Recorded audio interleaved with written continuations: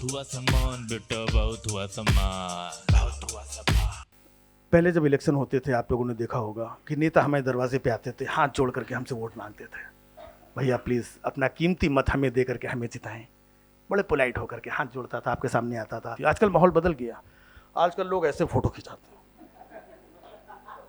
और नीचे लिखा होता अब की बार हमारी सरकार, जो उखाड़ना उखाड़ दो। मतलब खुद ही दावा कर देते हैं। आपने पहले की फिल्में देखी होंगी, सलीम जावेद साहब की लिखी हुई तमाम एक से एक फिल्में आती थी।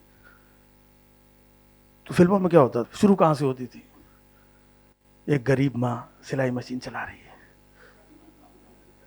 बच्चा गाड़ियों के शीशे साफ कर रहा है, अचानक एक ट्रेन आती, बच्चा दौड़ रहा है, दौड़ते दौड़ते बड़ा हो जाता है,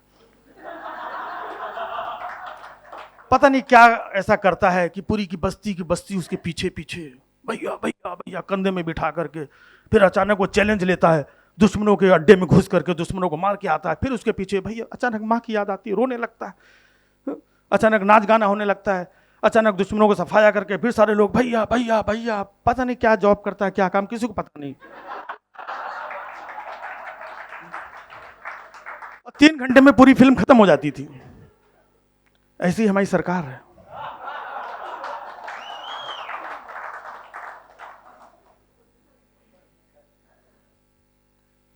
गरीब माँ,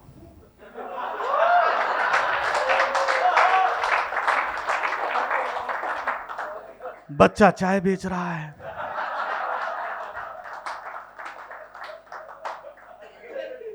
एक ट्रेन आती है और बच्चा बड़ा हो जाता है।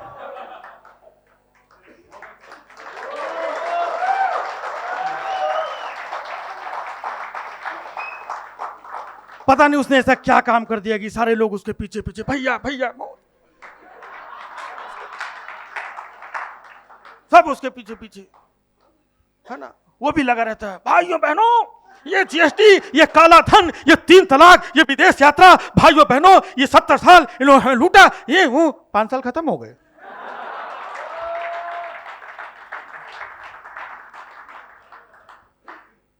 पता ही नहीं चलता है।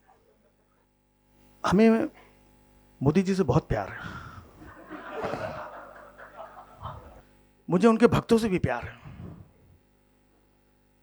लेकिन कुछ बहुत ज्यादा निहायत बेवकूफ टाइप के जो भक्त हैं उनसे टेंशन है। ये वो भक्त जो बगैर सुने जाने समझे कुछ भी लफड़ा झगड़ा कुछ करने लगते हैं। तूने ऐसा कैसे बोला मोदी जी के बारे में, कैसे बोला मोदी जी के बारे में? मैं बोला भाई मैं बोला ही नहीं।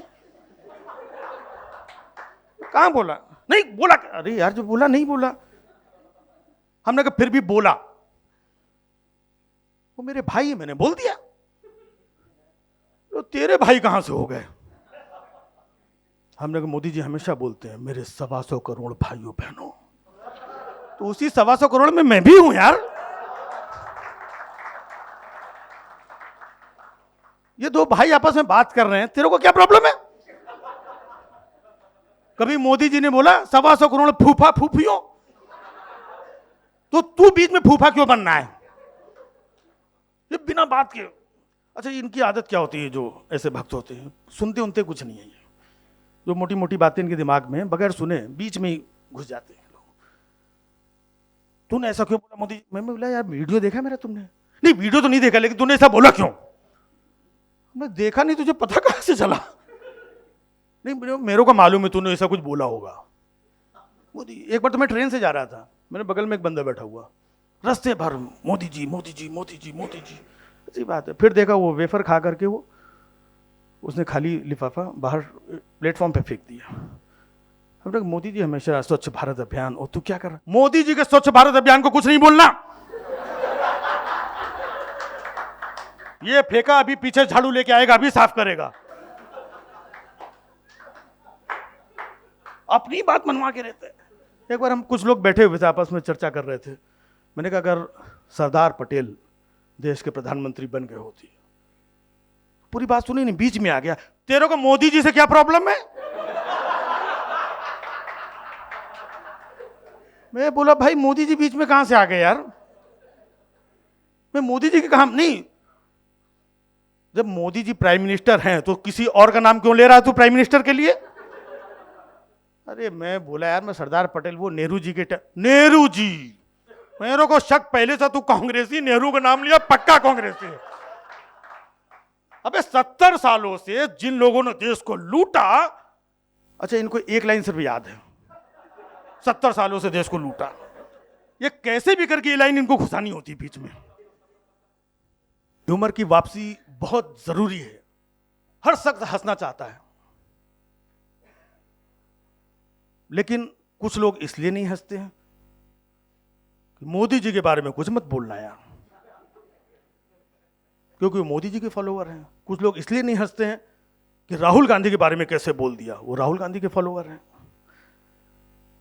लेकिन मैं कह रहा हूं भाई हंसो, हंसना जरूरी है। ये मोदी जी, ये राहुल गांधी, ये केजरीवाल, ये जितने भी नेता हैं इसी देश के हैं। यहाँ पे हम लोग सबका जिसकी जैसी इच्छा होती है, जिसकी जैसी समझ होती है, जिसके जैसे कंफर्ट होता है, उस हिसाब से काम करते हैं। कोई लाइफ बॉय से नहाता है, कोई लक्ष्य से नहाता है। आज भी इस देश में कई ऐसे लोग हैं जो कपड़े धोने वाले साबुन से भी नहा लेते हैं। अभी तो क्या उसको उठा के पाकिस्तान भेज दोगे? ऐसे भी लोग जो नहाते ही नहीं, मतलब यहां भी नोटा होता है।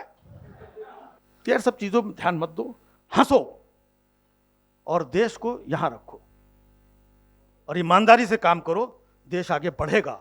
और यकीनन देश ऐसे ही आगे बढ़ा है। पाकिस्तान में ये सब नहीं है, इसीलिए पाकिस्तान वहीं पे खड़ा है। बहुत हुआ सम्मान बेटा, बहुत हुआ सम्मान, बहुत हुआ सम्मान।